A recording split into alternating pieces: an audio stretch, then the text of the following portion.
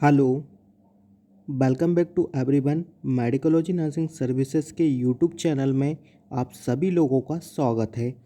So friends, आप सभी लोगों को पता है मध्य प्रदेश व्यापम की तरफ से एग्ज़ाम कंडक्ट होने वाला है 25 नवंबर को। उसी के रिगार्डिंग हम आपके लिए एमसीक्यू सेशन यहाँ पे कंडक्ट करवा रहे हैं। अभी तक हमने आपके लिए 19 क्लास कंडक्ट करवा दिया है। यदि किसी भी नर्सिंग स्टूडेंट्स ने या नर्सिंग ऑफिसर्स ने अभी क्लासेस नहीं देखा है तो प्लीज़ जाइएगा और एक बार एग्ज़ाम देने से पहले हमारा सारा ही क्लास देख के जाइएगा। आने वाले अपकमिंग एग्ज़ाम में आपको बहुत ज़्यादा उसमें से क्वेश्चन देखने को मिल सकता है। तो आज का हमारा अपडेट नेक्स्ट क्लास का आपके लिए रहने वाला है।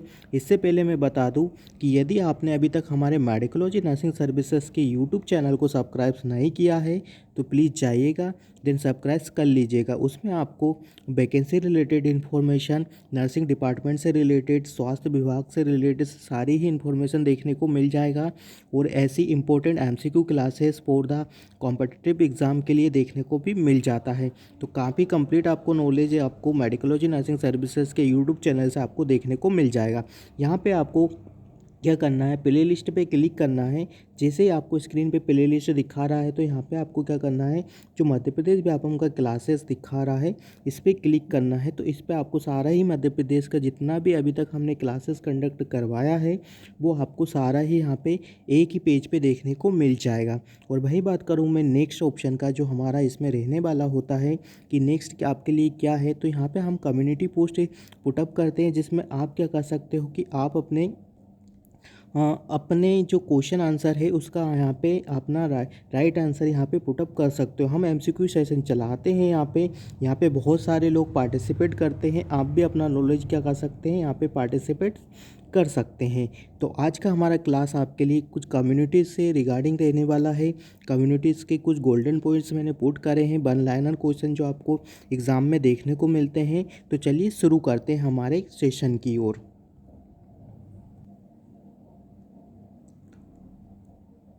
सो फ्रेंड्स, जैसा कि आप सभी लोगों को पता है कि आज का हमारा सेशन कौन सा रहने वाला है, तो आज का हमारा सेशन कम्युनिटी से रिगार्डिंग रहने वाला है। उसमें कुछ आपको इम्पोर्टेंट्स डेज, कुछ importance lining one liner question देखने को मिलेंगे और से एक एक लाइनिंग के क्वेश्चन मैंने यहाँ पे पुटअप किए हैं, वो सीधे ही आपको एग्ज़ाम में देखने को मिल सकते हैं।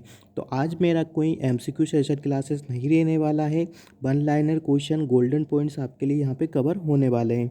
तो यहाँ पे अच्छे से ध्यान दीजिएगा क्या लिखा हुआ है। सबसे पहले इम्पोर्टेंट डेज के बारे में हम बात कर लेते हैं कि इम्पोर्टेंट डेज क्या क्या रहने वाले हैं। तो सबसे पहले जो 9 जनवरी को जो डे हम सेलिब्रेट करते हैं वो कौन सा डे सेलिब्रेट करते हैं, तो कैंसर डे यहाँ पे सेलिब्रेट किया जाता है। ठीक है फ्रेंड्स, मूव ऑन करते हैं नेक्स्ट पे कि जो 30 जनवरी है, मतलब 30 जनवरी को हम कौन सा डे सेलिब्रेट करते हैं, तो एंटी लेप्रेसी डे सेलिब्रेट करते हैं। कभी कभी क्वेश्चन में आपसे क्या पूछ लिया जाता है कि एंटी लेप्रेसी डे का थीम इस बार कौन सा रहने वाला है। तो आई होप आप क्या करिएगा, आप आने वाले अपकमिंग एग्ज़ाम के लिए भी जो भी डेज में पढ़ा रहा हूँ आपको, उनका आज 2022 में जो इनका थीम था कि इनका क्या थीम रहने वाला था, क्या थीम रहा था, वो सारे ही थीम आप एक बार अच्छे से रीड आउट करके जाइएगा। नेक्स्ट बात करते हैं कि 2 फरवरी को कौन सा डे हम सेलिब्रेट करते हैं, तो कैंसर सर्वाइवल डे हम किसका क्या सेलिब्रेट करते हैं। ओके, नेक्स्ट पर बात करते हैं कि नेक्स्ट क्या रहने वाला है। तो बात करूँ मैं 12 फरवरी को हम sexual reproductive health awareness day celebrate करते हैं। कौन सा डे सेलिब्रेट करते हैं, तो sexual reproductive health awareness day हम 12 फरवरी को सेलिब्रेट करते हैं। नेक्स्ट का बात करूँ तो सेकेंड वेडनेसडे ऑफ द मार्च को हम नो स्मोकिंग डे सेलिब्रेट करते हैं। ओके फ्रेंड्स, और जो लिखा हुआ है 6 से लेके तो 12 मार्च को हम वर्ल्ड ग्लोकोमा वीक को सेलिब्रेट करते हैं। ठीक है, क्या करते हैं, वर्ल्ड ग्लूकोमा वीक को हम क्या करते हैं, सेलिब्रेट करते हैं। ठीक है, 8 मार्च को क्या करते हैं, तो 8 मार्च को हम इंटरनेशनल वुमेंस डे सेलिब्रेट करते हैं। ये बहुत ही इजी क्वेश्चन रहता है, सबको पता ही होगा, बट इसके रिगार्डिंग इस बार का जो 2022 का ईयर का थीम क्या है वो भी आपको अच्छे से रीड आउट करके जाना है अपकमिंग एग्ज़ाम के लिए, आपके लिए काफ़ी इंपॉर्टेंट रहने वाला है। बात करूँ मैं नेक्स्ट का, तो 9 मार्च को ही हम आंगनबाड़ी वर्कर्स डे भी सेलिब्रेट करते हैं। ठीक है फ्रेंड्स, मूव ऑन करते हैं नेक्स्ट का कि नेक्स्ट क्या रहने वाला है। तो 15 मार्च को हम क्या करते हैं, वर्ल्ड डिसेबल्ड डे सेलिब्रेट करते हैं। और 16 मार्च को क्या करते हैं तो वर्ल्ड मीज़ल्स डे जो रहता है हम 16 मार्च को सेलिब्रेट करते हैं। और 22 मार्च को क्या करते हैं तो वाटर डे हम 22 मार्च को सेलिब्रेट करते हैं। ये डे आपके लिए बहुत ही ज़्यादा इम्पोर्टेंट रहने वाले हैं। और 24 मार्च को हम कौन सा डे सेलिब्रेट करते हैं तो 24 मार्च को हम एंटी ट्यूबरकुलोसिस डे सेलिब्रेट करते हैं। अच्छे से याद रखिएगा, मार्च में आपको काफ़ी इंपॉर्टेंट डे देखने को मिलेंगे। और 7 अप्रैल को हम क्या करते हैं तो 7 अप्रैल को हम वर्ल्ड हेल्थ डे क्या करते हैं सेलिब्रेट करते हैं। नेक्स्ट क्वेश्चन का बात करूँ तो नेक्स्ट क्या रहने वाला है 11 अप्रैल को हम क्या करते हैं नेशनल सेव मदरहुड डे यहाँ पे सेलिब्रेट करते हैं। 17 अप्रैल का बात करें तो 17 अप्रैल को हीमोफीलिया डे हम सेलिब्रेट करते हैं। नेक्स्ट का यदि बात करूँ नेक्स्ट क्या रहने वाला है तो नेक्स्ट आपके लिए रहने वाला है 25 अप्रैल को हम वर्ल्ड मलेरिया डे सेलिब्रेट करते हैं। 25 अप्रैल को क्या करते हैं तो 25 अप्रैल को हम वर्ल्ड मलेरिया डे सेलिब्रेट करते हैं। 8 मई को क्या करते हैं तो वर्ल्ड रेड क्रॉस डे यहाँ पे सेलिब्रेट करते हैं। 12 मई को क्या करते हैं तो 12 मई को हम नर्सेज डे सेलिब्रेट करते हैं। नर्सेज डे में सेलिब्रेट में कुछ ऐड ऑन करना चाहूँगा।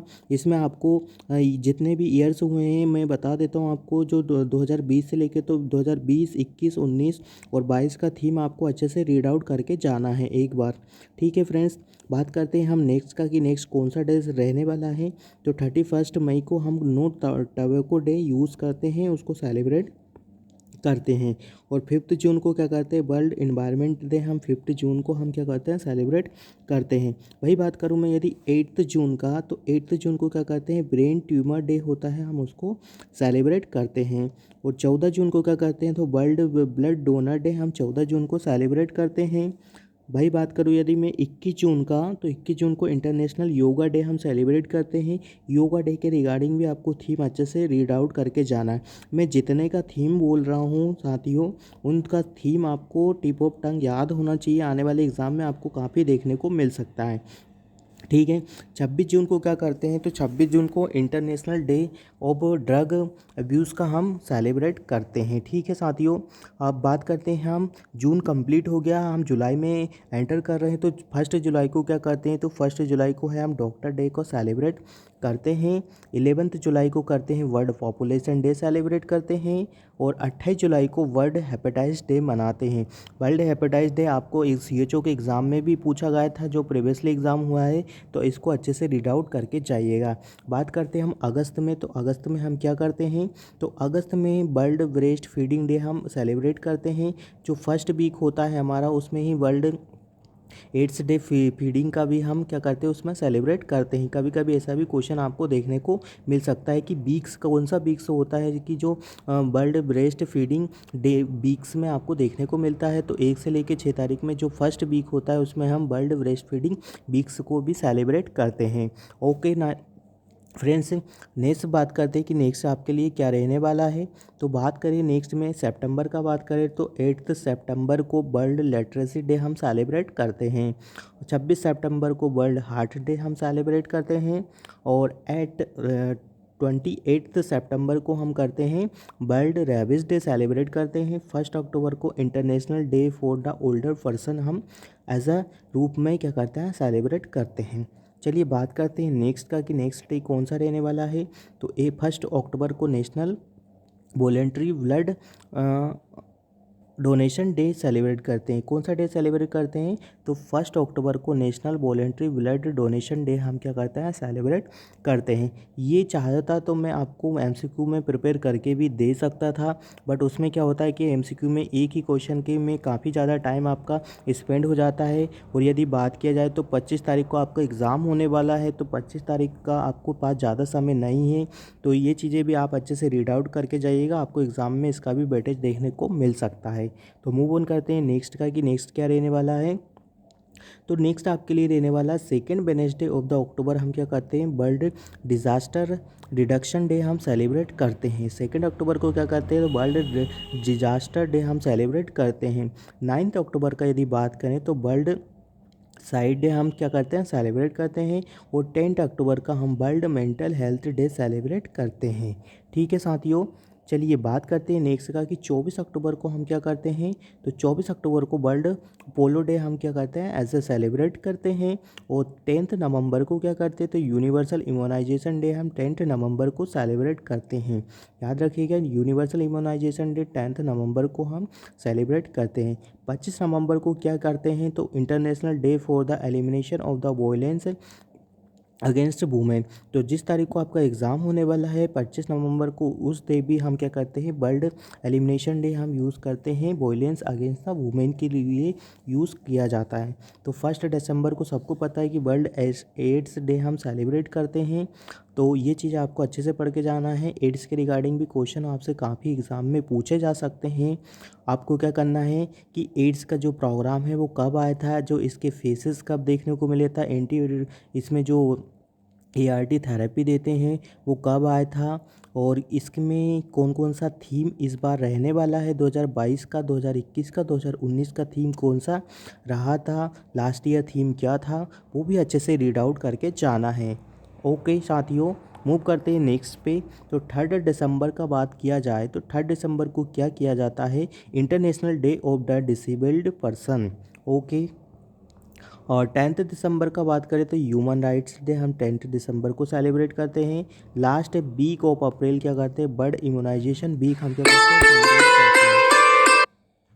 ठीक है, और बात करें हम last week of the April का, तो बर्ड इम्यूनाइजेशन वीक हम क्या करते हैं, इसमें सेलिब्रेट करते हैं। ठीक है साथियों, अब बात करें हम फर्स्ट से लेके तो 1 से लेके तो 1 मई का, तो एंटी मलेरिया वीक हम सेलिब्रेट करते हैं। ठीक है, क्या करते हैं, एंटी मलेरिया वीक हम सेलिब्रेट करते हैं। और 1 से लेके तो 30 जून तक, मतलब कंप्लीट जून का मंथ हम भी एंटी मलेरिया मंथ भी सेलिब्रेट करते हैं। 1 से लेके तो 1 मई तक, ध्यान रखिएगा, 1 से लेके तो 1 मई तक हम क्या करते हैं, एंटी मलेरिया वीक सेलिब्रेट करते हैं।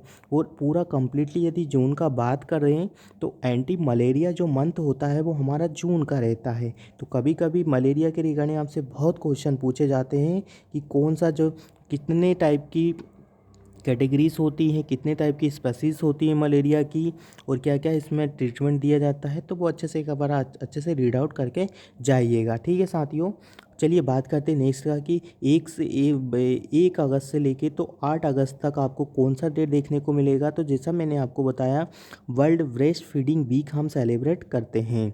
1 अगस्त से लेके तो 7 अगस्त तक वर्ल्ड ब्रेस्ट फीडिंग डे हम सेलिब्रेट करते हैं। या आप 1 अगस्त बोल सकते हो, या 1 से लेके तो 8 अगस्त बोल सकते हो। जो भी अगस्त का फर्स्ट वीक देखने को मिलता है वो आपको world breastfeeding day week के रूप में हम मनाया जाता है। ठीक है, 15 से लेके तो 21 नवंबर को न्यू बोर्न केयर वीक मनाते हैं। तो जहाँ अभी अपना जो मंथ चल रहा है, आप बोल सकते हो कि अभी जिस मंथ में आप रह रहे हो, तो 15 से लेकर तो 21 नवंबर के बीच में क्या कर रहे हैं, न्यू बोर्न वीक हम सेलिब्रेट कर रहे हैं। तो ठीक है साथियों, ये थे कुछ इम्पोर्टेंट्स डे आपके लिए, बहुत ही इम्पोर्टेंट रहने वाले अपकमिंग एग्ज़ाम के लिए। तो ये जो डेज़ हैं वो आपको एक बार में याद नहीं होंगे, आप इसको बार बार देखिएगा, वीडियो को पॉज करके देख लीजिएगा। यदि वीडियो समझ में नहीं आ रहा है तो वीडियो को स्पीड बढ़ा के भी देख लीजिएगा या स्पीड कम करके भी देख लीजिएगा। बट जितनी बार आप रिपीटेशन करोगे उतना ही आपके लिए काफ़ी अच्छा होने वाला है, क्योंकि डेज एक बार में आपको याद नहीं रहेंगे, आपको रिवीजन करना पड़ेगा।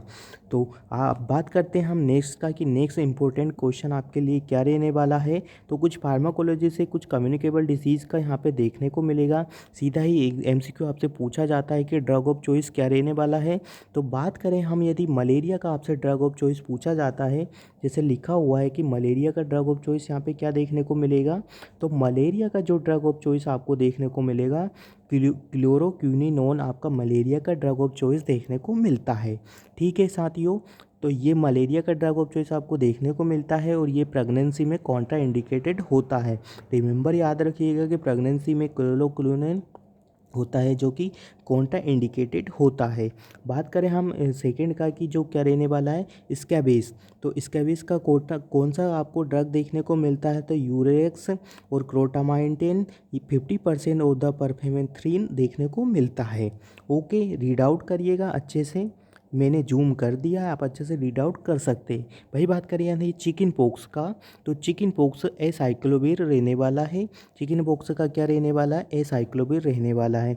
चिकन पॉक्स का जो एसाइक्लोविर होता है वो हम हर्पेक्स, जो सिंपल वायरस सुना होना है ना आपने, हर्पेक्स वायरस होता है, उसका ड्रग ऑफ चॉइस भी आपको ये देखने को मिलता है। क्या देखने को मिलता है? हर्पेक्स सिंपल वायरस का भी ड्रग ऑफ चॉइस आपको देखने को मिलता है। तो काफ़ी हद तक आपको ये चीज़ें समझ में आ गई होगी। और chicken pox is a very very important upcoming exam के लिए, आपके लिए बहुत ही इंपॉर्टेंट रहने वाला है। इसमें आपसे साइन एंड सिम्टम्स पूछते हैं, इसका आपको इंक्यूबेशन पीरियड पूछा जाता है। चिकन पॉक्स का पॉजिटिव एजेंट क्या रहता है? तो वेरिसोला जोस्टर आपका चिकन पॉक्स का पॉजिटिव एजेंट रहने वाला रहता है। और बात करें तो जो इसका इंक्यूबेशन पीरियड देखने को मिलता है वो आपको क्या देखने को मिलता है?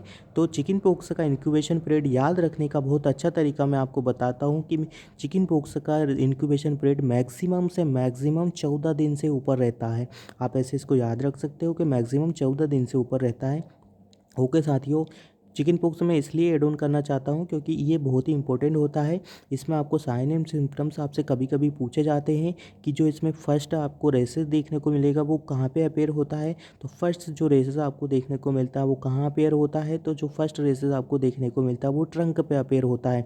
मतलब आपकी छाती जो रहती है ना, ट्रंक जिसको बोला जाता है, उस पर अपेयर होना होता है। और जो इसका डिस्ट्रीब्यूशन होता है वो कैसा होता है कि सेंट्रीपिटल डिस्ट्रीब्यूशन देखने को मिलता है। से ठीक है, सेंट्रीपिटल डिस्ट्रीब्यूशन देखने को मिलता है, मतलब आपका ट्रंक से लेके तो आपके एक्सिला और आपके एक्सट्रीमिटीज़ में आपको देखने को मिलेगा। और एक और बहुत इंपॉर्टेंट बात है, इसमें कभी कभी पूछा जाता है कि क्या ये इसके जो रेसेस होते हैं वो आपके सोल और पाम पे प्रेजेंट होते हैं क्या?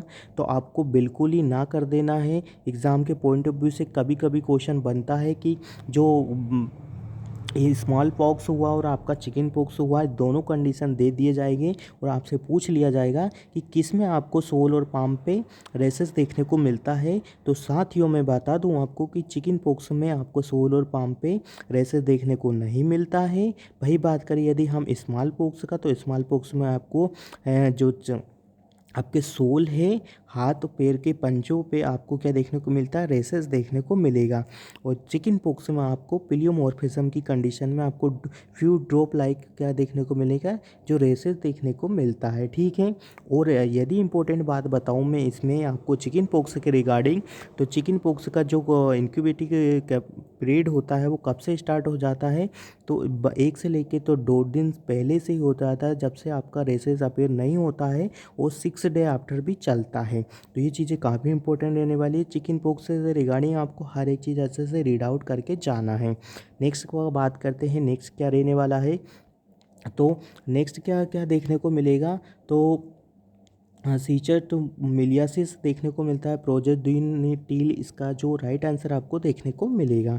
ट्यूबरकुलोसिस ड्रग रहता है, इसमें क्या देखने को मिलेगा? H1 देखने को मिलता है। ठीक है, क्या देखने को मिलता है? H1 RGEC देखने को मिलता है। ट्यूबरकुलोसिस में क्या क्या देखने को मिलता है? तो ट्यूबरकुलोसिस ड्रग का आपको सभी को बहुत अच्छे से पता है, रिफाम्बिसिन देखने को मिलता है, और इथाम्ब्यूटल देखने को मिलता है, स्ट्रेप्टोमाइसिन देखने को मिलता है, और क्या क्या देखने को मिलता है? पायरोडोक्सिन भी देखने को मिलता है। इन ड्रग्स के साइड इफ़ेक्ट आपको बहुत अच्छे से पढ़ के जाना है कि बैक्टीरियोस्टैटिक कौन सा होता है, बैक्टीरियोसाइडल कौन सा होता है। ठीक है, स्टैटिक्स का जो बैक्टीरियोस्टैटिक्स होता है मैं आपको बता दूं, E4 आपको याद रखना है, इथाम्ब्यूटल। E4 याद रखेंगे तो इथाम्ब्यूटल रखेंगे। और जो क्या कहती है आपकी क्या कहते हैं, इनके साइड इफ़ेक्ट आपको एक बार बहुत अच्छे से रीड आउट करके जाना है। यहाँ पे साइड इफ़ेक्ट्स मैं बताने जाऊँगा तो आपको काफ़ी ज़्यादा ही वीडियो हमारा यहाँ पे लेंदी हो जाएगा, और जो आपको इंपॉर्टेंट जो क्वेश्चन बताना है वो यहाँ पे कवर नहीं होंगे। किसी दिन मैं आपका जो इसके साइड इफ़ेक्ट होते हैं ट्यूबरकुलोसिस के रिगार्डिंग वो आपको डील कर दूँगा। ठीक है, मूव ऑन करते हैं नेक्स्ट क्वेश्चन, बट बहुत ही इंपॉर्टेंट होते हैं। मैं बार बार बोल रहा हूँ आपसे वीडियो में कि आपको जो ट्यूबरकुलोसिस होता है उसमें बहुत अच्छे से रीड आउट करके जाना है। एक चीज़ बता दूं आपको, कम्युनिकेबल यहाँ पे कम्युनिटी का पोर्शन आपके MP व्यापम में यहाँ पे दिया गया हुआ है। उसमें आपसे स्पेशली बोला गया है कि कम्युनिकेबल डिसीज़ का पोर्शन रहने वाला है। तो डैट मीन्स आपको ट्यूबरकुलोसिस, मलेरिया, चिकन पॉक्स, इसमें से एक ना एक ऐसे क्वेश्चन पूछे ही जाना है जिसमें कि आपको देखने को मिलता है। कभी कभी आपसे ड्रग के साइड इफ़ेक्ट्स भी पूछ लिए जाएंगे कि क्या क्या साइड इफ़ेक्ट्स आपको देखने को मिलते हैं। ठीक है फ्रेंड्स, तो साइड इफ़ेक्ट इतने इंपॉर्टेंट है कि बहुत ज़्यादा इंपॉर्टेंट आपको देखने को मिल सकता है। चलिए बात करते हैं नेक्स्ट का कि नेक्स्ट क्या रहने वाला है। न्यूमोनिया का जो ड्रग ऑफ चॉइस वो कौन सा देखने को मिलता है, तो कोट्राइमेक्साजोल देखने को मिलता है। निमोनिया ड्रग ऑफ चॉइस कोट्राइसामेक्साजोल रहता है। हेलमिंथ का क्या रहता है, मेट्रोनिडाजोल हेलमिंथ का देखने को मिलता है। कोलेरा का बात करें तो टेट्रासाइक्लिन कोलेरा का ड्रग ऑफ चॉइस रहता है। ठीक है, सबसे पहले हमने क्या बात किया था, हमने निमोनिया का बात किया था। निमोनिया में एक चीज़ कोट्राइमेक्साजोल रहता है। ठीक है, कोट्राइमेक्साजोल निमोनिया का रहता है। इसमें एक ड्रग के साथ कन्फ्यूजन हमेशा बना रहता है। हेलमिंथ का कहते हैं मेट्रोनिडाजोल हेलमिंथ का देखने को मिलता है। कोलेरा का आपका टेट्रासाइक्लिन देखने को मिलता है। क्या देखने को मिलता है, तो टेट्रासाइक्लिन आपको कोलेरा का ड्रग ऑफ चॉइस देखने को मिलता है। ड्रग ऑफ चॉइस कोलेरा का बात करें इन प्रेगनेंसी में, तो प्रेगनेंसी की यदि बात की जाए तो फ्लोराजिलोडून रहने वाला है। फ्लो क्या रहने वाला है, तो फ्लोराजोलिडोन रहने वाला है। ठीक है, फ्लोराजोलिडोन आपका प्रेगनेंसी में ड्रग ऑफ चॉइस देखने को मिल रहा है। तो चलिए बात करते हैं हम नेक्स्ट का कि नेक्स्ट इंपॉर्टेंट क्या चीज़ें आपके लिए यहाँ पे पुटअप की है। तो यहाँ पे आप कुछ कम्युनिकेबल डिसीज़ एंड उनके जो पॉजिटिव एजेंट आपसे सीधे ही एग्जाम में स्ट्राइक करते हैं वो यहाँ पे पूछा गया हुआ है। तो चलिए बात करते हैं कि टिटनेस का जो पॉजिटिव एजेंट होता है वो क्या देखने को मिलता है। जो टिटनेस का पॉजिटिव एजेंट होता है साथियों, क्लोस्ट्रीडियम टिटेनाई रहता है। अच्छे से रिमेंबर करिएगा, बहुत ही इंपॉर्टेंट चीज़ें आपके साथ डिस्कस कर रहे हैं, कोई भी नहीं बताएगा ये चीज़ें आपको। मैंने एक ही जगह पे सारी चीज़ें पुट करके रखी हुई है। तो टिटेनस का पॉजिटिव एजेंट क्या देखने को मिलता है, तो टिटेनस का जो पॉजिटिव एजेंट्स है क्लोस्ट्रीडियम टिटेनी आपको देखने को मिलता है। मेनिंजियो ग्लाइकोमा का क्या देखने को मिलता है, तो नेसेरिया मेनिंजाइटिस देखने को मिलता है। मेनिंजियो ग्लूकोसीमा का जो पॉजिटिव एजेंट है वो आपको नेसेरिया मेनिंजाइटिस देखने को मिलता है। रेबिस का क्या देखने को मिलता है, तो रेप्टोवायरस आपका रेबिस को देखने को मिलता है। ठीक है फ्रेंड्स, बात करें हम रेबिस का कि रेबिस का क्या देखने को मिलता है, रेप्टोवायरस आपको देखने को मिलता है। पोलीमाइलाइटिस का बात करें तो पोलीमाइलाइटिस का क्या देखने को मिलता है, तो यही बात करें यदि पोलीमाइलाइटिस का आपको पॉजिटिव एजेंट पूछा गया हुआ है तो वो क्या देखने को मिलेगा, तो लेगियो डेलीफ्रेटिस टाइप फस एसआर देखने को मिलेगा। ठीक है, और डेंगू फीवर का बात करें तो अरबो वायरस आपको देखने को मिलता है। ठीक है साथियों, डेंगू फीवर का बात करें तो और आपको डेंगू फीवर का क्या देखने को मिलता है, अरबो वायरस आपको देखने को मिलता है। मलेरिया का बात करें तो मलेरिया में आपको प्रोटोजॉल देखने को मिलता है, फैल्सिपेरम देखने को मिलता है, बाइवेक्स देखने को मिलता है, मलेरी देखने को मिलता है, ओबिली देखने को मिलता है। प्लाज्मोडियम प्रोटोजोआ इसका जो राइट आंसर आपको देखने को मिलेगा। इसमें 4 तरह की आपको स्पेसीज देखने को मिलती है, तो सबका अलग अलग पॉजिटिव एजेंट आपको देखने को मिलता है। फाइलेरिया का क्या देखने को मिलता है, तो फाइलेरिया का आपको देखने को मिलेगा बुचेरिया ब्रोंकाप्टरी आपको देखने को मिलता है। ठीक है, बुचेरिया बैनक्रॉप्ट बुचेरिया बैनक्रॉप्ट इसका राइट आंसर आपको देखने को मिलेगा। कभी कभी एग्जाम में आपसे सीधे ही ये एमसीक्यू के रूप में पूछ लिए जाते हैं, तो यदि मैं इसका एमसीक्यू भी बनाता तो आपको मैं और कुछ भी चीज़ें एड ऑन कर देता, फिर उनको ऐसे ही डिस्क्राइब करता। तो यही समझिएगा कि हमारा ये MCQ direct one liner question ही आपसे पूछे जा रहे हैं। लेप्रेसी का क्या देखने को मिलता है, तो माइकोबैक्टीरियम लेप्राई इसका जो पॉजिटिव एजेंट रहता है वो आपको देखने को मिलेगा। मीजल्स का क्या देखने को मिलता है, तो मीजल्स का पैरामिक्सोवायरस देखने को मिलता है। तो मीजल्स का भी मैं बता दूं आपको जो क्या देखने को मिलता है, इंक्यूबेशन पीरियड मैक्सिमम से मैक्सिमम 14 दिन से ऊपर देखने को मिलता है। तो ऐसे आपको रिलेटेड करके स्टडी करिएगा तो आपके लिए आने वाले अपकमिंग एग्ज़ाम में बहुत ही इंपॉर्टेंट रोल इम्पोर्टेंट इम्पैक्ट पड़ सकता है। जर्मन मीजल्स का क्या होता है कि टोगा वायरस रहता है, इसको रूबियोला भी बोला जाता है। क्या इसको रूबियोला भी बोला जाता है। चिकन पॉक्स क्या रहता है, तो चिकन पॉक्स का जैसे बताया बेरिसोला जोस्टर वायरस चिकन पॉक्स का राइट आंसर देखने को मिलता है। अल्फा हर्पिक्स 3। ठीक है, हर्पिस जोस्टर का क्या रहने वाला है, तो हर्पिस जोस्टर का हर्पिस 3 देखने को मिलता है। स्कारलेट फीवर का ग्रुप ए हीमोलाइटिक स्ट्रेप्टोकोकस देखने को मिलता है। किसका देखने को मिलता है, जो पॉजिटिव एजेंट रहता है आपका स्कारलेट फीवर का ग्रुप ए हीमोलाइटिक स्ट्रेप्टोकोकस, यहाँ पे पॉजिटिव एजेंट आपको देखने को मिलता है। स्कैबिस का यदि बात करें तो स्कैबिस का क्या देखने को मिलता है, तो सार्कोप्टिस स्केबिलिस इच माइट देखने को मिलता है। ठीक है, ये इम्पोर्टेंट है आपके लिए बहुत ही, आने वाले एग्जाम के पॉइंट ऑफ व्यू से यदि बात करूँ तो कॉजेटिव एजेंट पूरा ही यहाँ पे कम्युनिटी रिगार्डिंग में आपका पोर्शन कंप्लीट करवा दूंगा। ठीक है, अब और क्या क्या रहने वाला है, ये सेरिया पेस्टिस यहाँ पे देखने को मिलेगा आपको। प्लेग का जो कॉजेटिव एजेंट क्या देखने को मिलता है, तो प्लेग का पॉजिटिव एजेंट आपको येसेरिया पेस्टिस देखने को मिलता है। क्या देखने को मिलता है, येसेरिया पेस्टिस आपको प्लेग का देखने को मिलता है। डिप्थीरिया का बात करें तो डिप्थीरिया का क्या लेने वाला है, तो क्लेविस लोफेलर डिप्थीरिया का आपको राइट आंसर देखने को मिलेगा। यदि बात करें हम नेक्स्ट का कि नेक्स्ट पर्टिट्यूस का क्या देखने को मिलता है कॉजेटिव एजेंट, तो पर्टिट्यूस का पॉजिटिव एजेंट बॉडीटेला पर्टिट्यूस देखने को मिलता है। आपको पर्टिट्यूस से रिगार्डिंग ओनली बॉडीटेला याद रखना है, पर्टिट्यूस तो आप वैसे भी डिसीज़ कंडीशन के रिगार्डिंग याद रख सकते हैं। नेक्स्ट पे मूव ऑन करते हैं, टाइफाइड का क्या देखने को मिलता है, तो टाइफाइड का साल्मोना टाइफी आपको पॉजिटिव एजेंट देखने को मिलता है। ट्यूबरकुलोसिस का क्या देखने को मिलता है, तो मायोबैक्टीरियम ट्यूबरकुलोसिस देखने को मिलेगा। कोलेरा का क्या देखने को मिलेगा, तो कोलेरा का बिब्लियो कोलेरा आपका इसका राइट आंसर देखने को मिलेगा। तो कुछ इंपॉर्टेंट चीज़ें हैं, बहुत ही ज़्यादा इंपॉर्टेंट चीज़ें हैं, कोई भी कहीं भी नहीं बताएगा, एक जगह पे सारे ही मैंने पुटअप किए हुए हैं, तो अच्छे से रीड आउट करिएगा।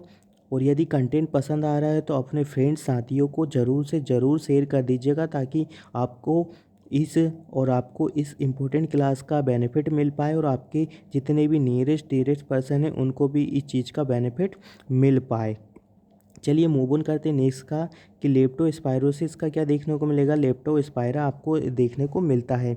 ठीक है, बात करें हम और किस किस का, तो बात करें यदि और किसका, तो गोनेरिया का क्या देखने को मिलता है, तो गोनेरिया का इंपॉर्टेंट रहता है, कभी कभी आपसे पूछा जाता है, तो गोनेरिया का एन गोनरी रहने वाला है। सिफिलिस का क्या देखने को मिलता है, तो ट्रेपिलोना पेलिडम आपका सिफिलिस का देखने को मिलता है। तो पॉजिटिव एजेंट सिफिलिस का ट्रेपोनीमा पैलिडम देखने को मिलता है। क्लाइमेडिया का क्या देखने को मिलता है, तो सी ट्रेकोमेटाइटिस टी बेजनाइलिसिस देखने को मिलता है। ओके साथियों, जेनाइटल हर्पिक्स का यदि बात करें तो हर्पिक्स सिम्प्लेक्स 2 देखने को मिलेगा। बुफिम कप का यदि बात करें तो बुफिम कप भी आपको बॉडीटेला पर्टुसिस ही होता है, जिसको अदर नेम से जाना जाता है। प्लेग का यदि बात करें तो प्लेग का येसेरिया पेस्टिस, जैसा मैंने आपको बताया, वही देखने को मिलेगा। तो साथियों यहाँ पे थे कुछ इंपॉर्टेंट्स पॉइंट्स जो मैंने आपके साथ कवर करे हैं, और ये जो चीज़ें मैंने आपके साथ कवर करी ये कोई भी आपको नहीं बताने वाला है, मैंने एक ही जगह पे सारे ही पॉजिटिव एजेंट आपके साथ पुट कर दिए हैं। अब एग्ज़ाम के पॉइंट ऑफ व्यू से यदि बात करें तो एग्जामिनर जिसको जो पूछना है वो पूछ सकता है। यदि आपने अच्छे से रीड आउट कर लिए, हो सकता है आपको एक बार में रीड आउट ना हो, याद ना हो, तो आप इसको बार बार रिपीट कर सकते हैं। और कुछ बात करें, यदि कुछ और गोल्डन पॉइंट का बात करें कि क्या रहने वाला है, तो फादर ऑफ द मेडिसिन या फर्स्ट ट्रू एपिडर्मोलॉजिस्ट किसे बोला जाता है, तो हिपोक्रेट्स को बोला जाता है।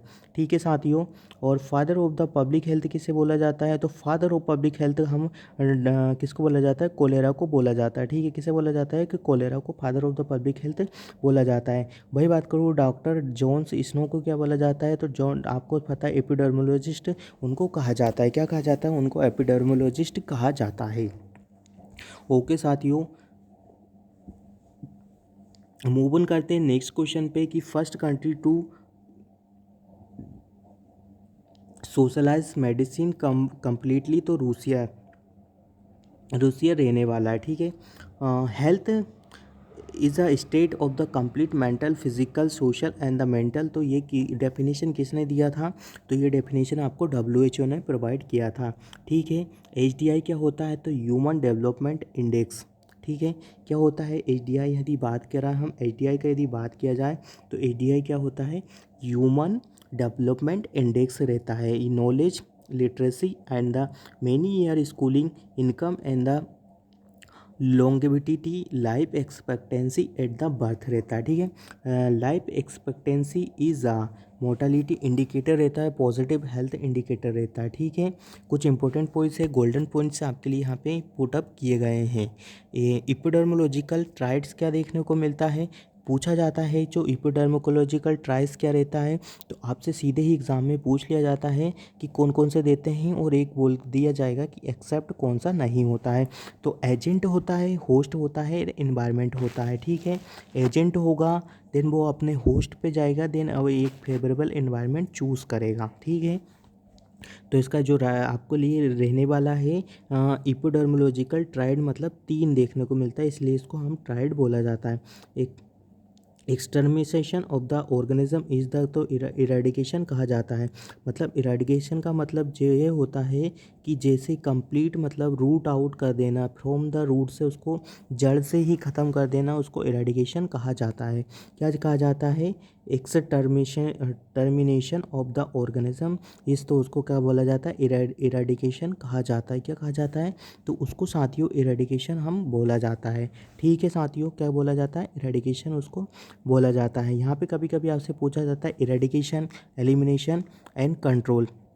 ठीक है, किसी भी डिसीज़ को कंट्रोल करने के ये 3 एस्पेक्ट आपसे मेजरमेंट और या टूल्स पूछे जाते हैं, तो आप अच्छे से बता सकते हो कि किसी भी डिसीज़ को कंट्रोल करने के लिए सबसे पहले हम क्या करेंगे कि एक डिसीज़ जो होता है उसको हम कंट्रोल करते हैं, फिर उसको एलिमिनेशन करते हैं, देन एलिमिनेशन करने के बाद हम उसको इरेडिकेट कर देते हैं। तो इरेडिकेट करने का मतलब ये होता है कि completely tear out from the root से हम उसको क्या करते हैं? जड़ से ही ख़त्म कर देते हैं, तो उसको हम बोलते हैं इरेडिकेशन, उसको बोला जाता है। एलिमिनेशन का मतलब होता है कि एलिमिनेशन का ये मतलब होता है कि उसको कम्प्लीटली तरीके से हमने रिमूव आउट नहीं किया है, कुछ उसमें स्पोर्स या कुछ उसमें माइक्रो ऑर्गेनिज्म प्रेजेंट है, और आगे चल के वो क्या कर सकते हैं? अपना मल्टीप्लिकेशन कर सकते हैं। ठीक है, और डिसीज़ कंट्रोल का मतलब है कि कुछ हद तक हम डिसीज़ को, केसेस को, जो न्यू केसेस आते हैं या डिसीज़ को हम क्या कर सकते हैं? कंट्रोल कर सकते हैं। तो ये 3 चीज़ें आपको देखने को मिलता है। Traditional life style for CHD prevention, तो ये किस में आता है? प्राइमोडियल प्रिवेंशन में देखने को मिलता है। Traditional life style for CHD को क्या लिखा है? CHD for the coronary artery diseases देखने को मिलता है। CHD होता है जो कि कंजेस्टिव हार्ट फेलियर या हार्ट से जो भी आपका कोरोनरी हार्ट डिसीज़ रहता है ना, उसके रिगार्डिंग क्या रहने वाला है। तो ये आपसे प्रिवेंशन के रिगार्डिंग क्वेश्चन पूछा गया हुआ है। भाई लिखा हुआ है action taken prior to onset of the disease, primary prevention रहता है, और early diagnosis and treatment are the secondary prevention आपको देखने को मिलता है। और भाई बात करूँ मैं कि रिवर्ट बैक और बैक टू नॉर्मल कंडीशन में जाता है, तो उसको क्या बोला जाता है? टर्सरी प्रिवेंशन उसको कहा जाता है। प्राय जो इम्पोर्टेंट यहाँ पे चीज़ें मैं बता देता हूँ कि आपके एग्जाम से पॉइंट से एक क्वेश्चन आपको देखने को मिलेगा। प्राइमरी प्रिवेंशन क्या होता है, सेकेंडरी प्रिवेंशन क्या होता है, और टर्सरी प्रिवेंशन क्या होता है। तो इनके रिगार्डिंग आप बहुत अच्छे से रीड आउट करके जाइएगा। बहुत ही इंपॉर्टेंट आपके लिए क्वेश्चन आंसर यहाँ पे रहने वाले हैं। आपको लिए मैं सिंपल लैंग्वेज में बता दूँ कि प्राइमोडियल जो लेवल ऑफ जो प्रिवेंशन होता है वो क्या रहता है कि जो primordial level of the prevention होता है वो एक टाइप का मास एजुकेशन होता है। ठीक है, एक मास एजुकेशन हम देते हैं, किसी भी रिस्क फैक्टर होते हैं उनको हम क्या करते हैं? उसमें मिनिमाइज़ करते हैं। क्या करते हैं? रिस्क फैक्टर को हम क्या करते हैं? उसमें मिनिमाइज़ करते हैं, जिससे क्या होता है कि हम रिस्क फैक्टर को मिनिमाइज़ कर देते हैं, जिससे आने वाली फर्दर में रिस्क फैक्टर नहीं होंगे, आगे डिसीज़ नहीं होगी। तो जो प्राइमोडियल प्रिवेंशन होता है वो आप में बोल सकते हैं कि उसमें रिस्क फैक्टर को हम क्या करते हैं? मिनिमाइज़ कर देते हैं। बात करें प्राइमरी प्रिवेंशन का, तो प्राइमरी प्रिवेंशन में आपको 3 बातें अच्छे से याद रखना है।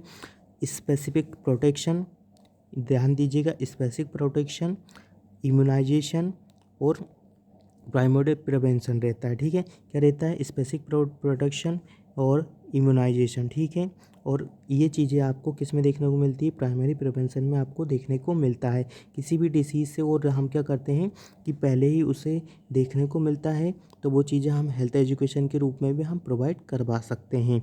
तो इस पर जैसे हम इम्यूनाइजेशन करते हैं किसी भी डिसीज़ के कंडीशन से रिगार्डिंग, बच्चों को हम BCG का इम्यूनाइजेशन करते हैं, तो वो सारे ही किस में देखने को मिलते हैं? आपको प्राइमरी प्रिवेंशन में वो सारी ही चीज़ें आपको कंसिडर की जाती है। ठीक है साथियों, और जितने भी स्क्रीनिंग टेस्ट होते हैं वो सारे ही आपको सेकेंडरी प्रिवेंशन में देखने को मिलते हैं। किस में देखने को मिलता है? सेकेंडरी में देखने को मिलता है।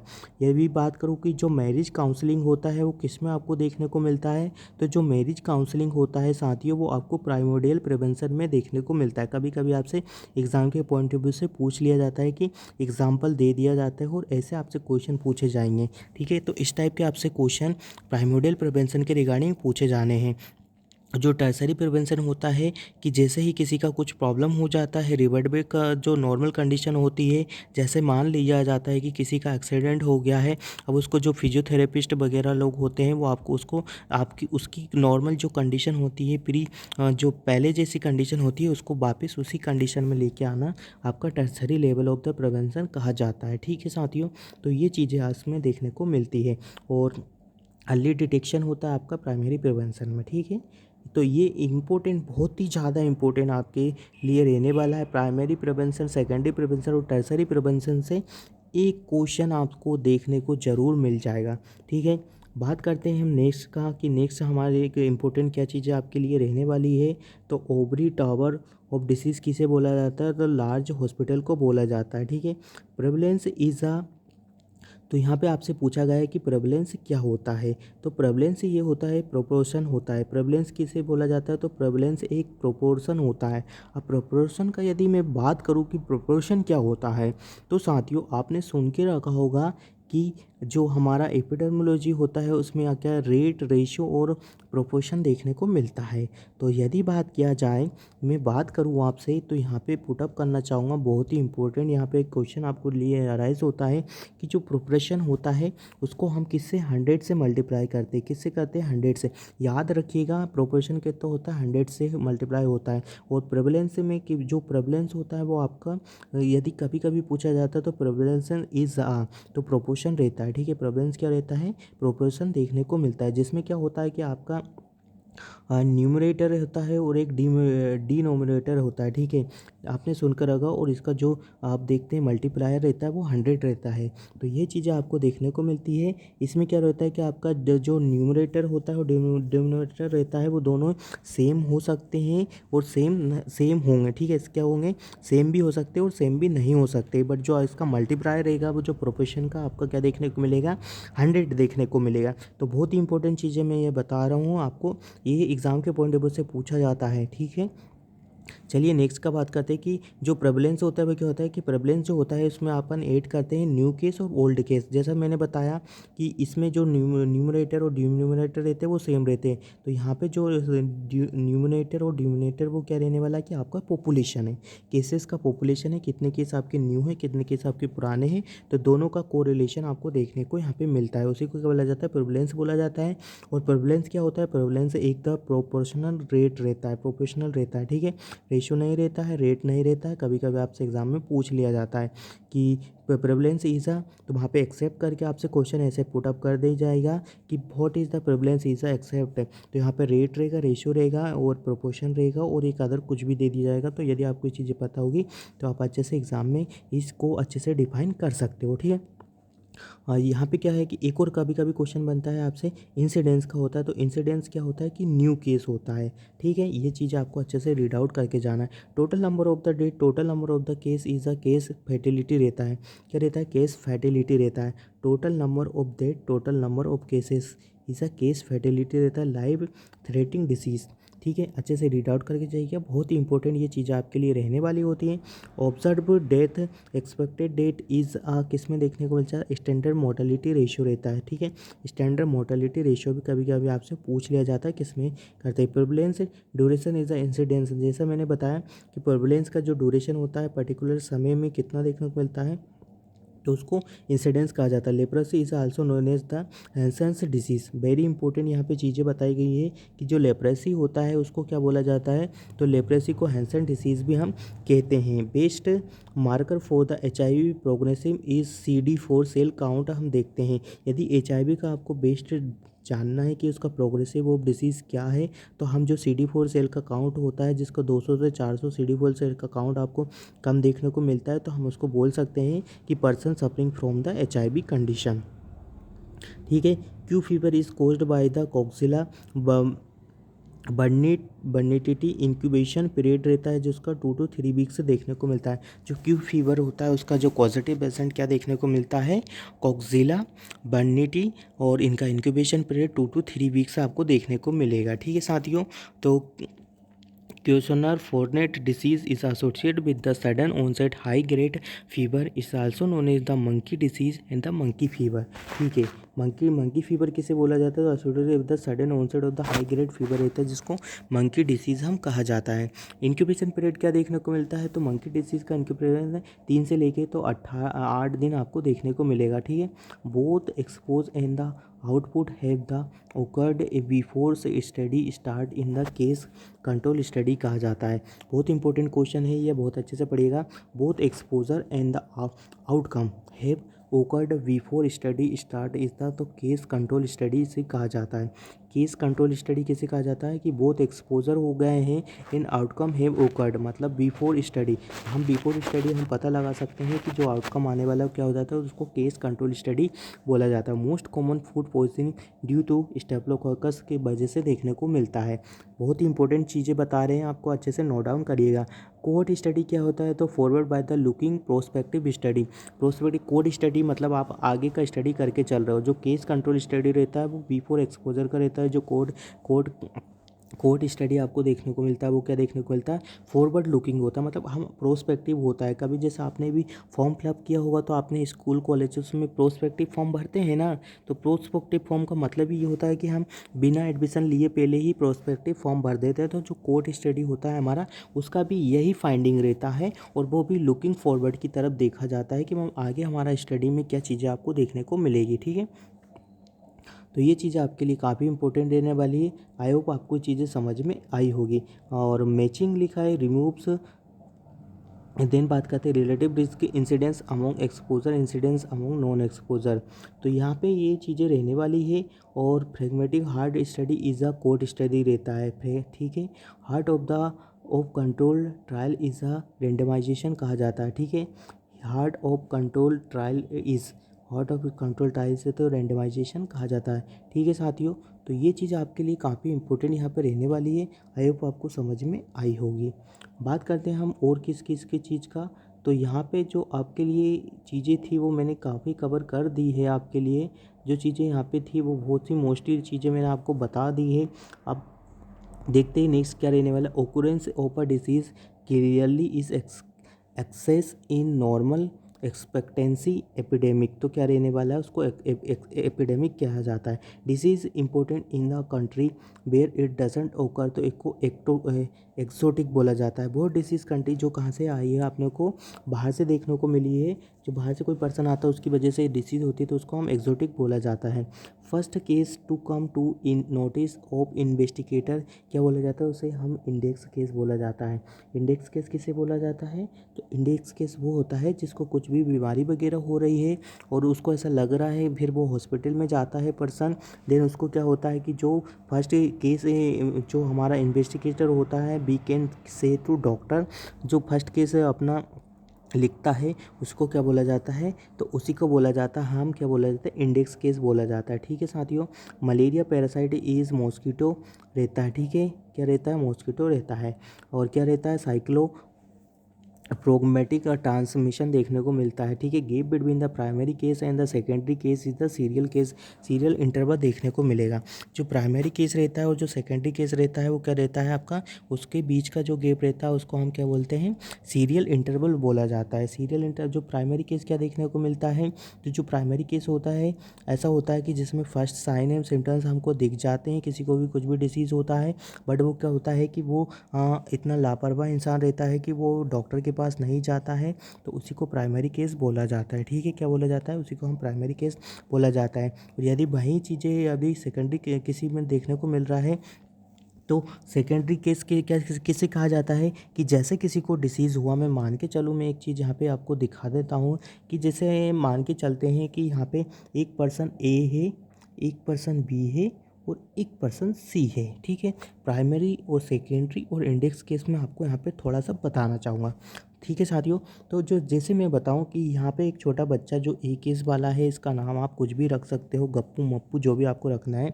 तो एग्जाम्पल के तौर पे हम बता रहे हैं कि जैसे यहाँ पे ये कम्युनिटी में अपने सराउंडिंग नियर बास में खेलने गया, तो मान लो इसको क्या हो गया, इसको किसी भी टाइप का इन्फेक्शन हो गया, जैसे फीवर हुआ या इसको हो गया, मान लीजिए आपको इसको चिकन पॉक्स हो गया।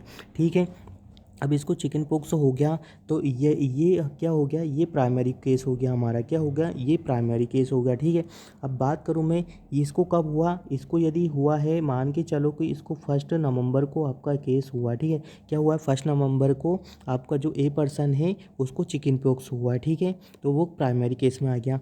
वही बात करो जो बी पर्सन है, इसको भी चिकन पॉक्स हुआ है, बट क्या है कि इसको जो चिकन पॉक्स हुआ है आप इसको 10 नवंबर को मान सकते हैं। ठीक है, क्या मान सकते हैं, 10 नवंबर को इसको मान सकते हैं। तो 10 नवंबर को इसको हुआ तो इसको हम मान सकते हैं। देन इसके बाद यदि ये जो पर्सन है ये थोड़ा अवेयर है अपनी हेल्थ के रिगार्डिंग, तो ये डॉक्टर के पास चला जाता है, हॉस्पिटल में ट्रीटमेंट के लिए चला जाता है। और जो ट्रीटमेंट जो इन्वेस्टिगेटर होता है वो इसका जो फर्स्ट साइन एंड सिम्टम्स होता है, जो केस होता है वो नोट डाउन कर लेता है। तो उसी को क्या बोला जाता है, उसको हम इंडेक्स केस बोला जाता है। ठीक है, क्या बोला जाता है, तो उसको हम इंडेक्स केस बोला जाता है। प्राइमरी केस ऐसा नहीं होता है और इंडेक्स केस ऐसा भी नहीं होता है कि दोनों का यदि प्राइमरी केस पहले हुआ है तो उसी को हम इंडेक्स केस बोलेंगे, तो ये टोटली रॉन्ग होगा। प्राइमरी जो केस होता है वो प्राइमरी जो फर्स्ट बार में जिसको साइन एंड सिम्टम्स आ रहे हैं उसको प्राइमरी केस बोला जाता है। ठीक है, वही बात करें हम यदि इंडेक्स केस का, तो इंडेक्स केस वह केस होता है जिसमें हमको साइन एंड सिम्टम्स हो जाते हैं और हम क्या करते हैं कि जैसे ही हमको कुछ प्रॉब्लम लगता है तो हम क्या करते हैं, हम डॉक्टर के पास जाते हैं। तो जो डॉक्टर होता है वो पहला जो अपना नाम पता लिखता है वो प्राइमरी आपका इंडेक्स केस में आता है। अब बात करूँ हम हमारा सेकेंडरी केस क्या होता है, तो जो सेकेंडरी केस होता है, जैसे ये गप्पू है हमारा जो ए नंबर का पर्सन है, हमने इनका नाम गप्पू रखा। ठीक है, तो आपको उदाहरण के तौर पे हम बता रहे हैं, तो जो गप्पू होता है वो यहाँ पे जो पप्पू के पास गया, ये इसका नाम सी वाले पर्सन का नाम हम पप्पू रखते हैं। तो जो इससे मिला फिर इसके साथ बैठा उठा, देन उसके बाद इसके साथ कफ वगैरह, इसको खांसी वगैरह आया, तो जो आप इसके पास इसके जो साइन एंड सिम्टम्स थे वो आपको किसमें देखने को मिल गए, पप्पू में देखने को मिल गए। तो जो पप्पू हुआ वो पप्पू इज़ा हमारा सेकेंडरी केस हो गया। ठीक है, और जो हमारा गप्पू है, जो ए पर्सन होता है, Gappu is a primary case और हमारा Pappu is a secondary case. तो आपको ये चीज़ें समझ में आई होगी कि पप्पू गप्पू क्या होता है। जो मैंने आपको उदाहरण दे के बताया है वो इसीलिए बताया कि आपको प्राइमरी केस, सेकेंडरी केस और क्या बोलते हैं आपका इंडेक्स केस में आपको बहुत अच्छे से चीज़ें समझ में आनी। अब जो हमारा प्राइमरी केस और जो सेकेंडरी केस है, प्राइमरी केस और जो सेकेंडरी केस है उसका जो टाइम इंटरवल है उसी को क्या बोला जाता है, क्या बोला जाता है, तो उसी को हम क्या बोल रहे थे, सर सीरियल इंटरवल बोलते हैं। मतलब इसमें जितना टाइम लगता है उसी को हम बोलते हैं सीरियल इंटरवल। तो आई होप आपको चीज़ें समझ में आई होगी। काफ़ी इंपॉर्टेंट चीज़ें हैं साथियों, ये बहुत ही इंपॉर्टेंट होता है आने वाले एग्जाम के पॉइंट ऑफ व्यू से देखा जाए तो आपसे प्राइमरी केस पूछ लिया जाता है, सेकेंडरी केस पूछ लिया जाता है, इंडेक्स केस क्या होता है वो भी पूछ लिया जाता है, और सीरियल टाइम पूछ लिया जाता है, और जनरेशन टाइम पूछ लिया जाता है, पैथोजेनिसिटी पूछ लिया जाता है, विरुलेंस पूछ लिया जाता है, प्री पैथोजेनिसिटी क्या होता है। तो ये चीज़ें आपको अच्छे से टर्मिनोलॉजीज तो आपको पता होना चाहिए। चलिए बात करते हैं yellow fever, BCG, measles are the live vaccine, lyophilised vaccine होता है क्योंकि ये लिक्विड फॉर्म में रहता है इसलिए इसको बोला जाता है लिपोलाइज्ड बोला जाता है। अब बीसीजी मीसल्स जो रहती है वो लाइव वैक्सीन रहती है। आपने एक ट्रिक तो सुन के ही रखा होगा, बॉय लव द क्राइम, तो जैसा रहता है उसमें बॉयज़ में देख लेना आपको फुल फॉर्म वगैरह किसके में क्या आ रहा है, और फेड करके जो आता है वो किल वैक्सीन में आता है। ठीक है, तो ये चीज़ें आपको अच्छे से याद रखना है। First vaccine to be discovered by the smallpox vaccine देखने को मिलेगा। तो यही भी बात करूँ मैं किसने दिया था, तो एडवर्ड जेनर ने दिया था। और स्मॉल पॉक्स अपना क्या है कि पूरे वर्ल्ड से इरेडिकेट हो गया है। 1975 में कुछ चीज़ें एड ऑन करना चाहूँगा। 1970 में बोल रहा हूँ, आप बोलने पे ज़्यादा कॉन्सेंट्रेट करिएगा, सुनने में ज़्यादा कॉन्सेंट्रेट करिएगा। मैं बता देता हूँ आपको कि जो हमारा स्मॉल पॉक्स का जो फर्स्ट केस आपको देखने को मिला था इंडिया की यदि बात किया जाए तो 1975 में आपको फर्स्ट केस देखने को, लास्ट केस देखने को मिला था। और जो इंडिया से इरेडिकेट हो गया, हमारा स्मॉल पॉक्स का भी इरेडिकेट हुआ है इंडिया से, तो 1977 में इंडिया से इरेडिकेट हो गया है। और यदि वर्ल्ड वाइड की बात करूँ तो 8 मई 1980 में, 8 मई 1980 में आपका इंडिया से और पूरे वर्ल्ड से जो हमारा स्मॉल पॉक्स है वो इरेडिकेट हो चुका है। तो एक ऐसा ही डिसीज़ है स्मॉल पॉक्स ही हमारा वर्ल्ड से पूरे इंडिया से आपके वर्ल्ड से सब दूर से क्या हुआ, इरेडिकेट हो गया है। ठीक है, वो इरेडिकेट हो गया। और अभी अभी रिसेंटली में आपके इंडिया से पोलियो जो होता है, पोलियो भी आपका इरेडिकेट देखने को मिल गया। पोलियो इरेडिकेट का हुआ तो 23 मार्च 2014। रिमेंबर याद रखिएगा, 23 मार्च 2014 को भी हमारा पोलियो हमारे हमारे हिंदुस्तान और हमारे इंडिया से इरेडिकेट हो गया है। बट वो कम्प्लीटली टीयर आउट नहीं हुआ है, तो हम उसको मतलब ये नहीं कह सकते कि पूरे वर्ल्ड से इरेडिकेट हो गया, बट इंडिया से इरेडिकेट हो गया है। चाइना पाकिस्तान में अभी भी पोलियो आपको देखने को मिलता है। तो बात करें हम नेक्स्ट का कि नेक्स्ट क्वेश्चन क्या रहने वाला है। Risk of the cold chain failure is a ग्रेटेड एड। तो जो रिस्क रहता है हमारे कोल्ड चेन का, वो सबसे ज़्यादा किस में देखने को मिलता है। तो बात करें हम जो सब सेंटर होता है विलेज लेवल पे, उस पर सबसे ज़्यादा आपको रिस्क रहता है हमारे कोल्ड चेन का टूटने का। क्या कारण है? तो कारण मैं आपको बताऊं कि वहाँ पे इतने फैसिलिटीज़ आपको प्रोवाइड नहीं किया जाता है। आपने भी देखा होगा, यदि आपने काम किया होगा तो वहाँ पे डब्बों में वैक्सीन जाता है, वहाँ पे कोई कोल्ड चेन का प्रोसीजर फॉलो नहीं किया जाता है। ना ही वहाँ पे मशीन्स होती है, ना ही रेफ्रिजरेटर होता है, ना आइस लाइन रेफ्रिजरेटर होता है, डीप लाइन रेफ्रिजरेटर होता है। तो वहाँ पे क्या होता है कि वहाँ पे आपको प्रॉपर एक कुछ भी इंस्ट्रूमेंट या कुछ भी ऐसा जिससे कि हमारा कोल्ड चेन क्या होता है प्रॉपर मेंटेन रहे, तो ऐसा वहाँ पे कुछ भी आपको फैसिलिटीज़ प्रोवाइड नहीं होती है। तो इसलिए सबसे ज़्यादा जो फॉल होता है हमारे या गलतियाँ होती है वो हमारे विलेज लेवल पे और आपको सब सेंटर पे देखने को मिलती है जहाँ पे वैक्सीनेशन होता है। तो ये क्वेश्चन बहुत ही इंपॉर्टेंट होता है, कभी कभी आपसे पूछ लिया जाता है।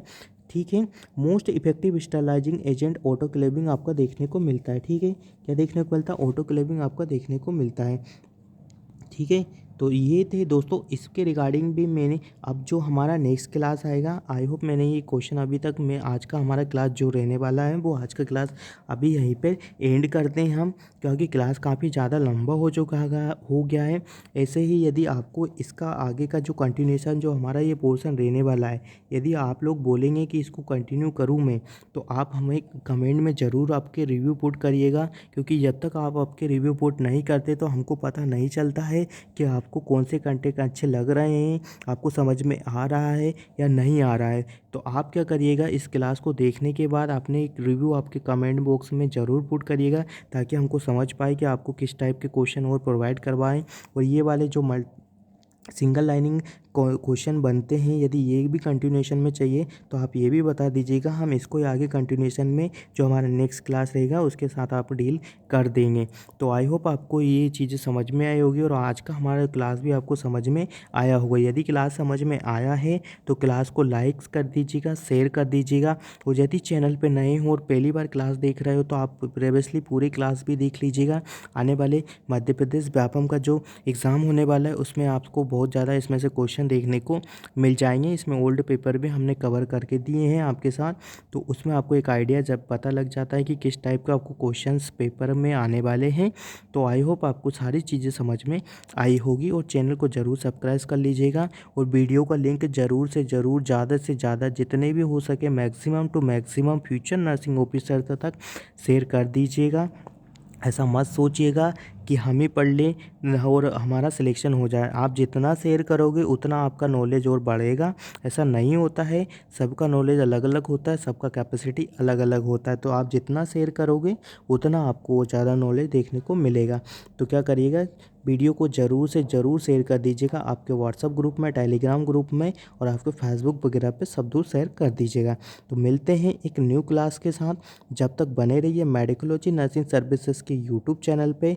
और दोस्तों इस बार आप अपने रिव्यू कमेंट्स में ज़रूर लिखिएगा कि आपको हमारा क्लास कैसा लग रहा है, क्या कुछ और इसमें एड ऑन करना चाहेंगे या नहीं करना चाहेंगे। तो मिलते हैं न्यू क्लास के साथ, जब तक आप अच्छे से स्टडी करिएगा।